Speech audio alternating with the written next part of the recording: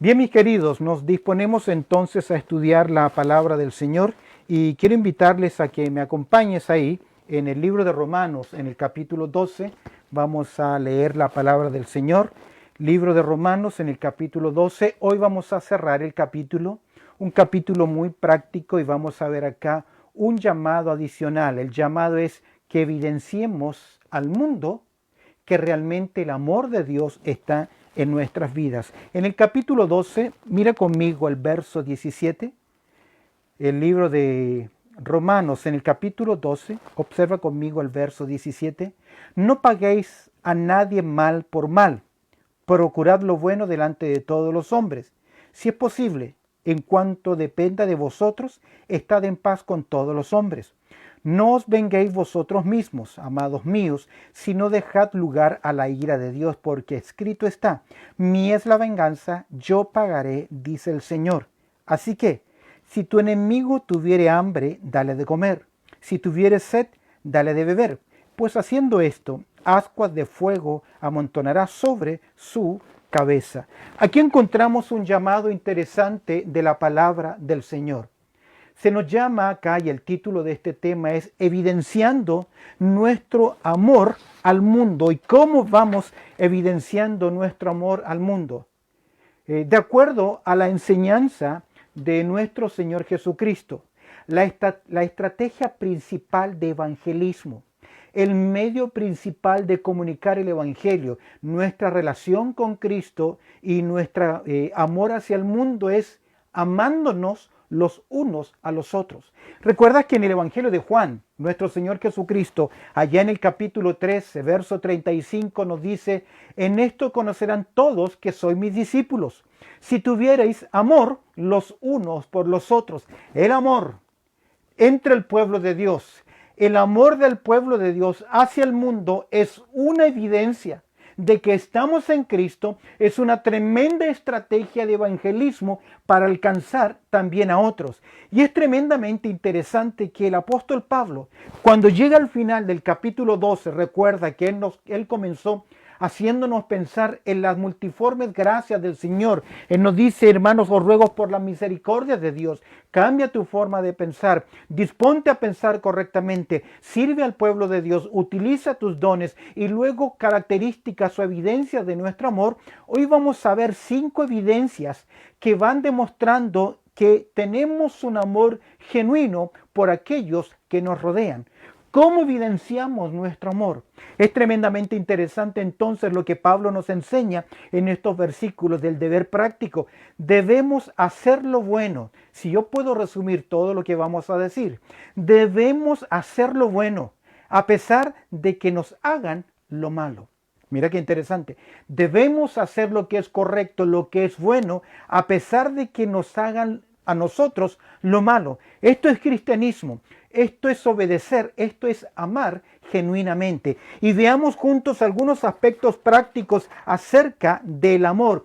¿Cómo evidenciamos nuestro amor al mundo? En primer lugar, si tú observas el verso 17, claramente las escrituras nos dicen: no paguéis a nadie mal por mal, procurad lo bueno delante de todos los hombres. La primera evidencia que vemos acá es que no debemos, no pagando mal por mal. No paguéis mal por mal, dice el texto. Ahora, la reacción natural del ser humano frente a la ofensa, frente al ataque, frente al daño que nos producen, rápidamente nuestra reacción, que es una reacción de reciprocidad, tendemos a protegernos o a devolver de la misma forma. Esto se llama venganza. Pero el cristiano tiene una prohibición sobre la venganza, sobre el reaccionar de esta forma. Tiene una prohibición, y escúchame bien, esta prohibición está basada en la providencia, el cuidado que Dios tiene con cada uno de nosotros. En Proverbios, en el capítulo 20, verso 22, dice la palabra lo siguiente: no digas yo me vengaré. Esa es la reacción normal y natural. Espera a Jehová y Él te salvará. En Proverbios capítulo 24, el verso 29 dice la palabra de Dios así: no digas como me hizo, así le haré. Reacción normal y natural en los seres humanos. obviamente por nuestra caída. No digas como me hizo, así le haré. Daré el pago al hombre según su obra. Escúcheme bien, el creyente debe estar dispuesto a sufrir, a tolerar el agravio que ha recibido por amor a Cristo, por evidenciar el amor de Dios en los demás. Me llama mucho la atención que es el apóstol Pablo, en 1 Corintios, en el capítulo 6, dice él lo siguiente en versículo 7. 1 Corintios, allá en el capítulo 6, en verso 7, dice el apóstol Pablo a los creyentes que estaban teniendo problemas. Los hermanos se estaban llevando a la corte, litigando entre ellos. Y Pablo dice, así que, por cierto es ya una falta, dice el apóstol Pablo, una falta en vosotros que tengáis pleitos entre vosotros mismos. Mira la pregunta que hace el apóstol Pablo. ¿Por qué no sufrís más bien el agravio? ¿Por qué no sufrís más bien el ser defraudados? En otras palabras, Pablo les está enseñando que ustedes tengan conflictos es ya una falta en ustedes. Aprendan a ser humildes, a considerar a los demás como superiores a nosotros mismos, pero a nuestra carne le encanta tener el control, a nuestra soberbia le encanta tener la última palabra, poner los puntos sobre las íes, ser absolutistas y creer que siempre tenemos la razón. Queridos, es una falta este conflicto. Pedro, al escribir a los hermanos, él enfatiza el mismo mandato en su carta. Allá en Primera de Pedro, él dice lo siguiente en el capítulo 3, versículo 9. En Primera de Pedro, capítulo 3, verso 9, dice, no devolviendo mal por mal, ni maldición por maldición. Esa es la ley natural de la reciprocidad. Le damos al otro como nos ha dado a nosotros. ¿Qué dice Pedro en Primera de Pedro 3:9? No devolviendo mal por mal, ni maldición por maldición, sino por el contrario, bendiciendo sabiendo que fuisteis llamado para que heredaseis bendición. Como cristianos que realmente amamos y obedecemos, debemos dar a los demás un mejor trato que el que nosotros recibimos de ellos. ¿Por qué? Porque somos hijos de Dios, porque el amor de Dios está en nosotros y es un llamado de Dios en primer lugar a no pagar mal por mal. Segundo aspecto práctico que evidencia nuestro amor al mundo es en el mismo verso 17 de Romanos, que consideramos ahora lo siguiente: procurad lo bueno delante de todos los hombres. Sin duda alguna, esto tiene que ver con nuestro testimonio al mundo. Como creyentes debemos tener una actuación correcta ante Dios y ante los hombres. Nuestro proceder ante los demás debe ser consecuente con a quién seguimos. Jesucristo es luz, Él es testimonio, Él evidencia amor. En 2 Corintios, en el capítulo 8, en el verso 1, la palabra del Señor dice lo siguiente: procurando hacer las cosas honradamente, no solo delante del Señor, sino también delante de los hombres. Hacemos lo correcto, procuramos lo bueno delante de todos, no solamente delante del Señor, sino también delante de los hombres. Nadie debe poder acusar a un creyente de que tiene una vida incorrecta o un doble estándar, que no es consecuente, no es fácil. Es por eso que las Escrituras nos dicen lo siguiente. Usted conoce este texto en 1 Corintios, en el capítulo 10, verso 32. Tenemos un mandato, y el mandato es: no seáis tropiezo, ni a judíos, ni a gentiles, ni a la iglesia.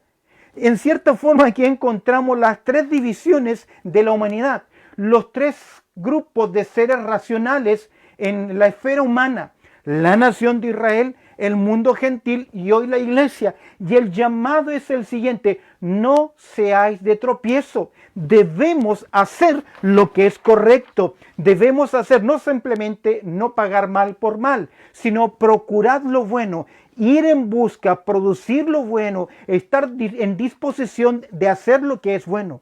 Nuevamente Pedro dice lo siguiente en su primera carta, en el capítulo 2, verso 12. ¿Y por qué menciona Pedro? ¿Y por qué Pedro estos consejos?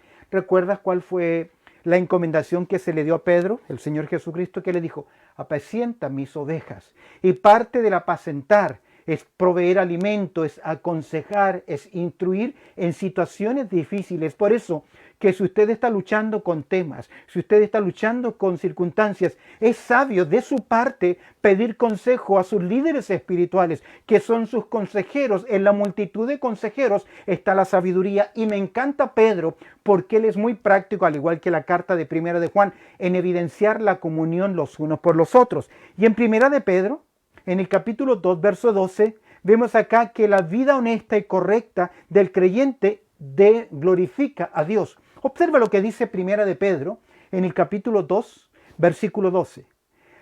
Manteniendo buena vuestra manera de vivir entre los gentiles o entre el mundo, entre los inconversos, para que en lo que murmuran de vosotros como malhechores, glorifiquen a Dios en el día de la visitación, al considerar vuestras buenas obras, que en el momento se den cuenta de algo. Oh, yo hablaba mal, hablaba en contra, pero me di cuenta que no era así. Qué lindo testimonio, qué triste es oír.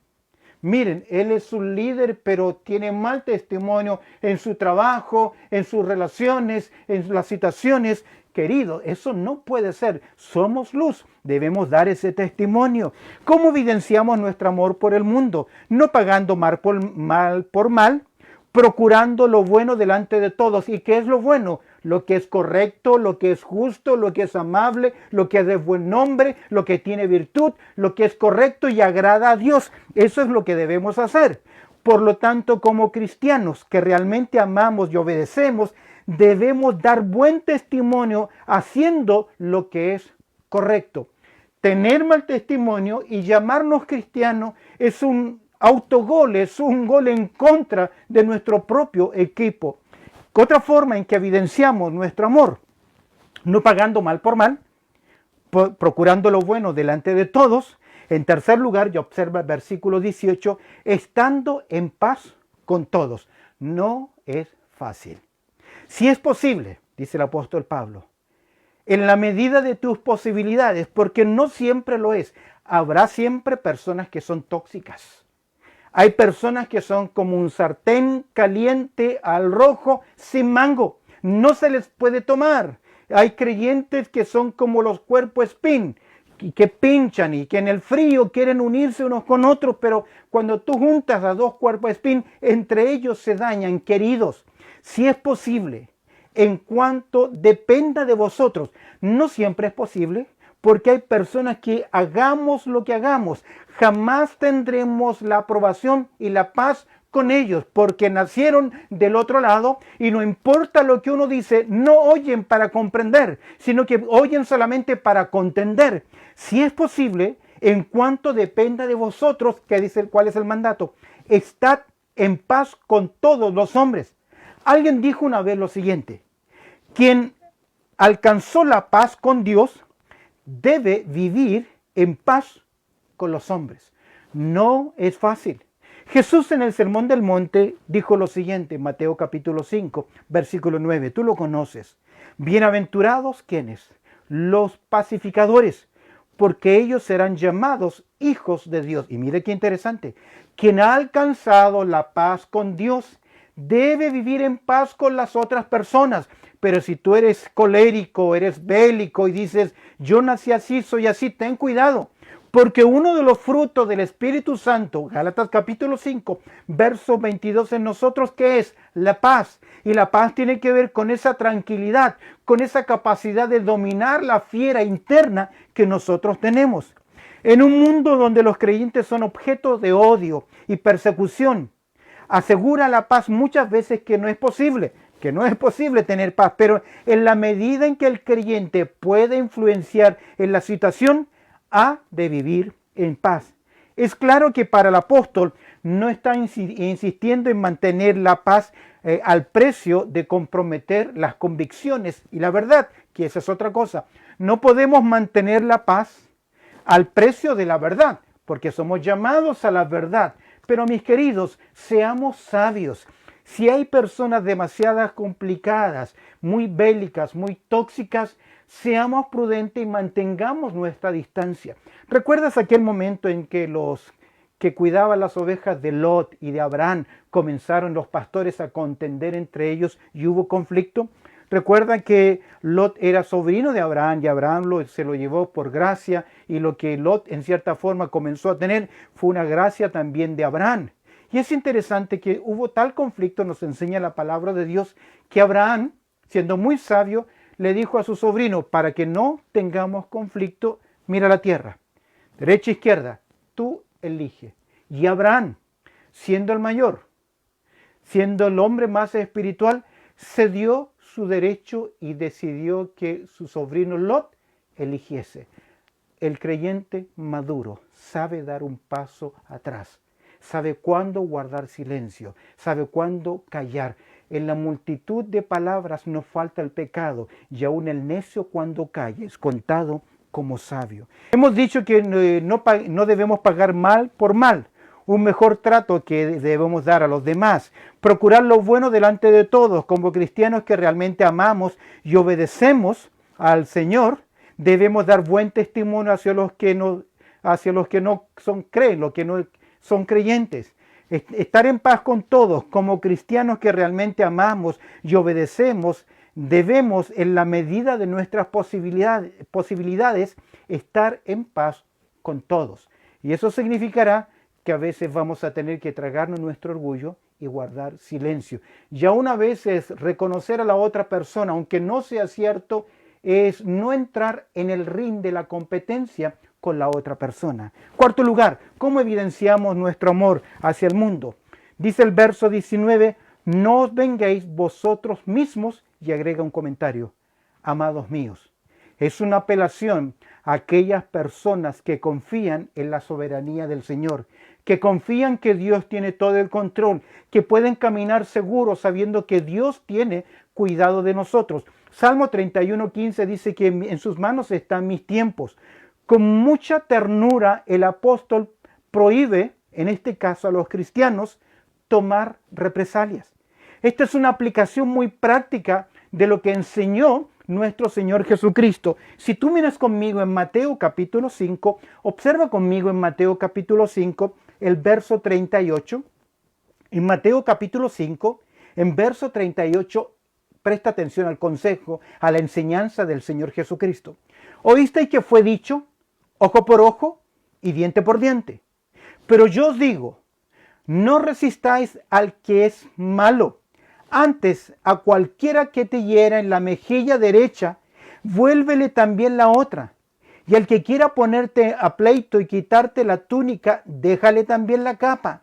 Y cualquiera que te obligue a llevar una carga por una milla, ve con él 2. Al que te pide, dale. Y al que quiera tomar de ti prestado, no se lo rehuses.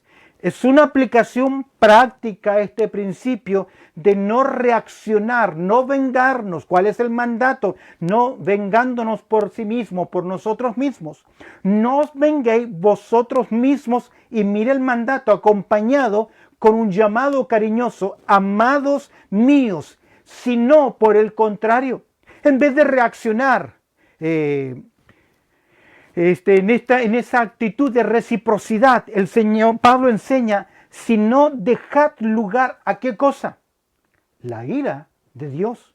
Ahora, la ira de Dios se manifiesta a causa de la maldad, a causa del pecado, a causa del rechazo, a causa de aquello que Dios abomina. Y es interesante, en vez de hacer nuestra propia justicia, dejemos que Dios actúe, porque Él actuará en completa justicia. Dios es el único que puede, en este caso, actuar contra el daño que alguien nos quiera hacer a nosotros. Hay momentos en que se nos prestan las circunstancias, se nos da la oportunidad para poder vengarnos y reaccionar de la misma manera.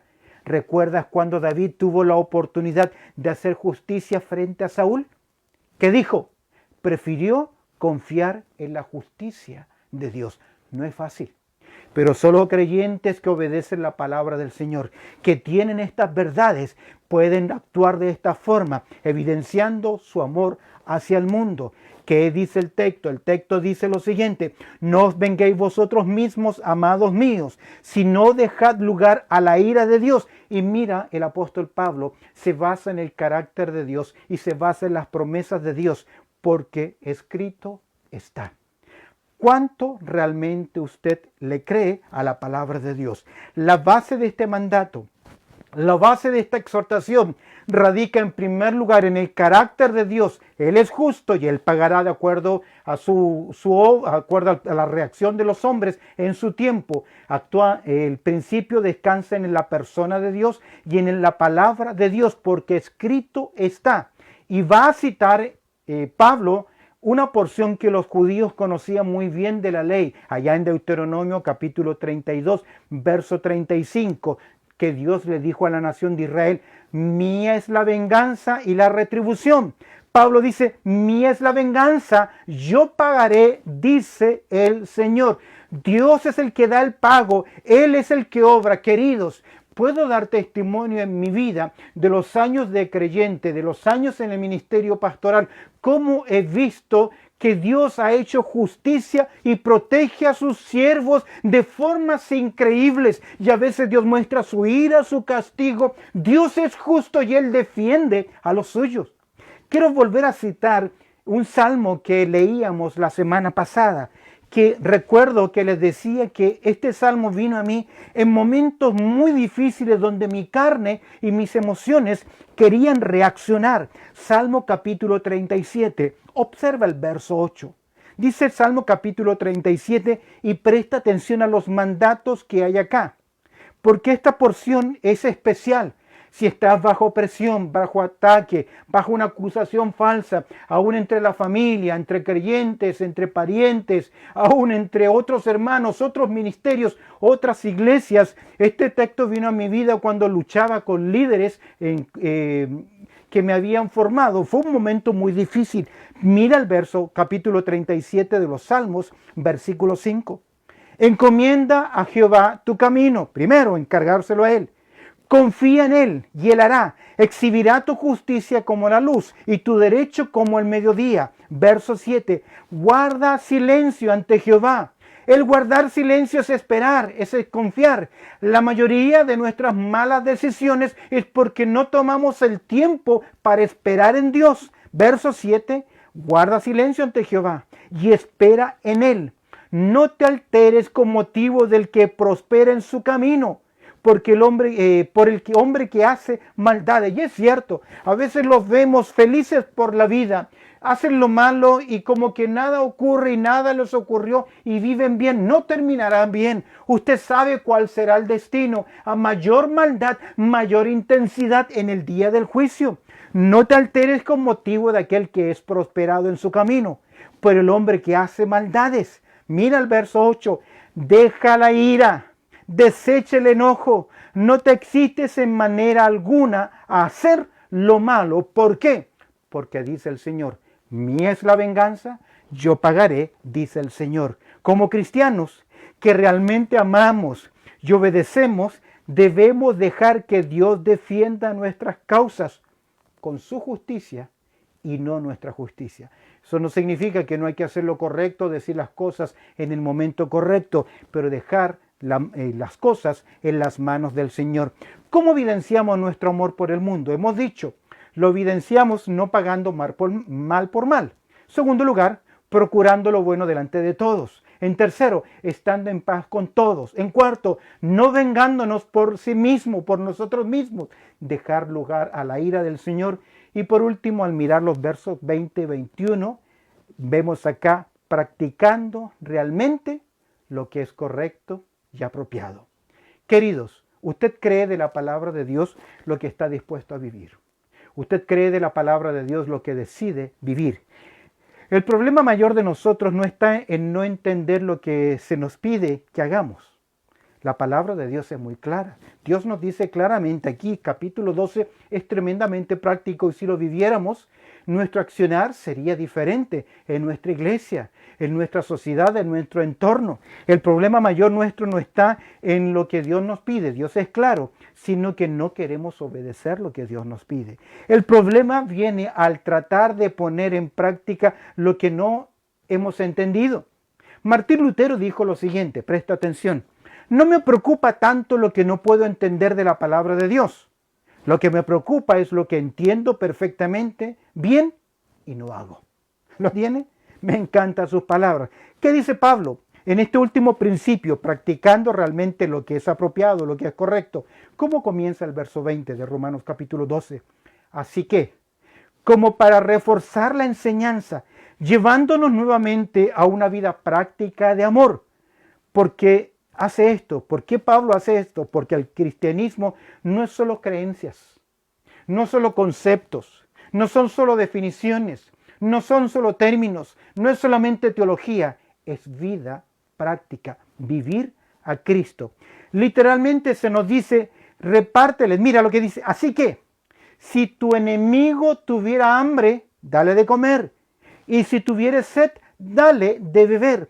Literalmente está diciendo, repárteles, dale bocados en la boca como un pequeño con cariño. Esa es la idea. Si tu enemigo tuviera hambre, dale de comer. Y al darle de comer es al adversario, al enemigo, aquel que no nos quiere ver, que busca nuestro daño. Dale de comer como le damos con ternura, con cariño a un pequeño. Y si tuvieres sed, dale de beber. No solamente debemos alimentarnos, sino que suplir para su necesidad de sed, suplir su necesidad.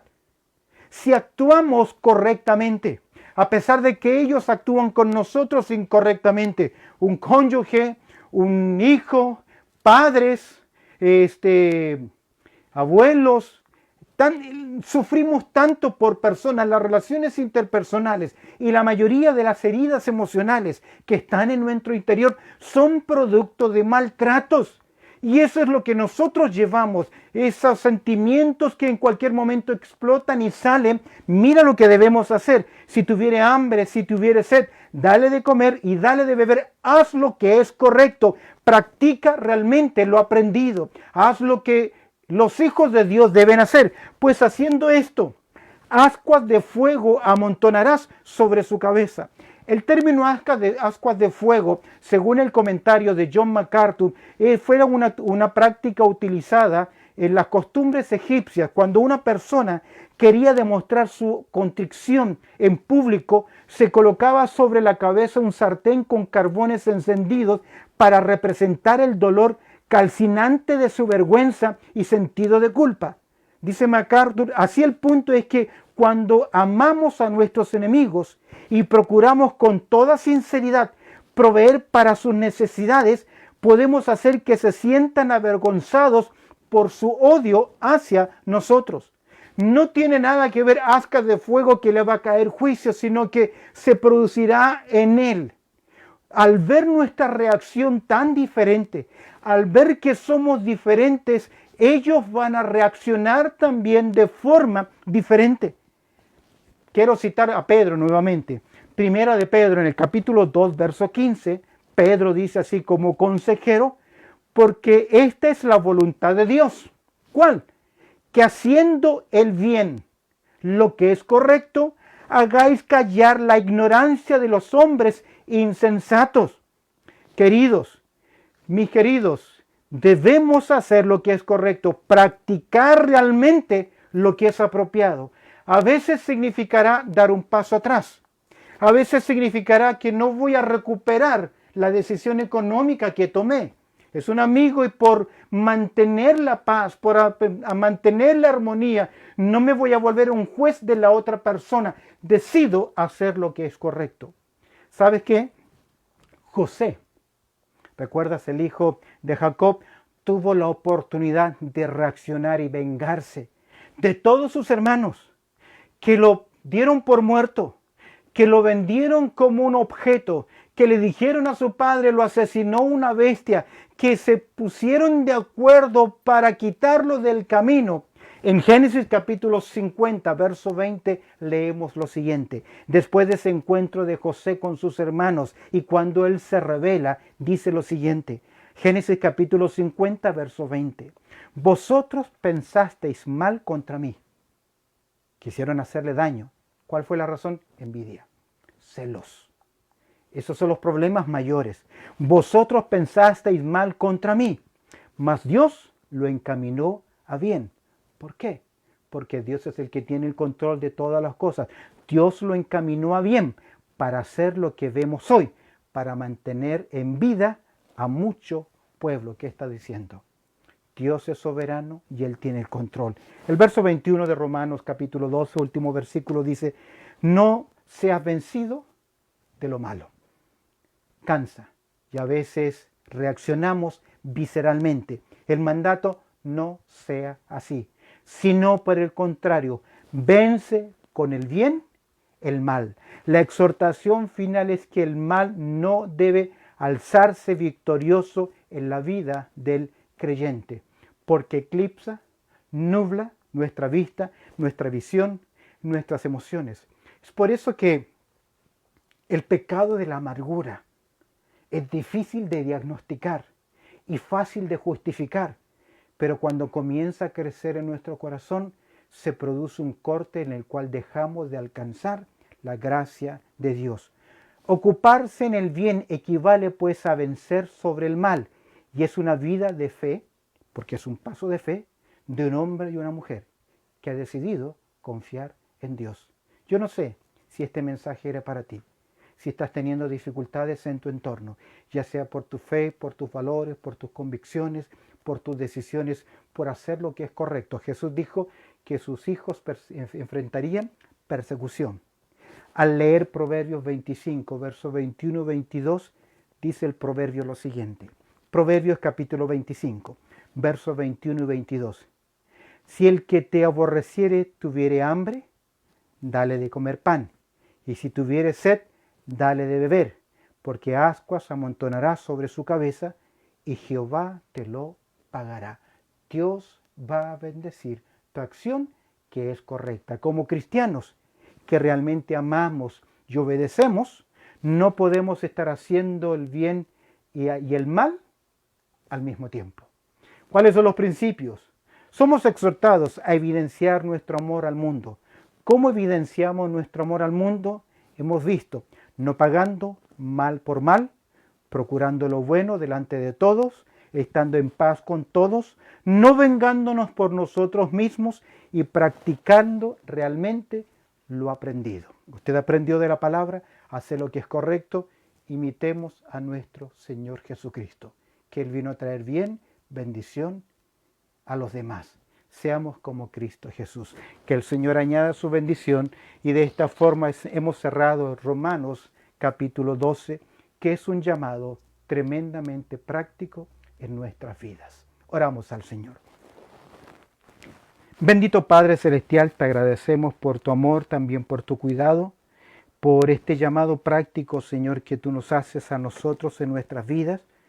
Tú sabes quién necesitaba oír este mensaje en el día de hoy, llevarlo a la práctica, Señor.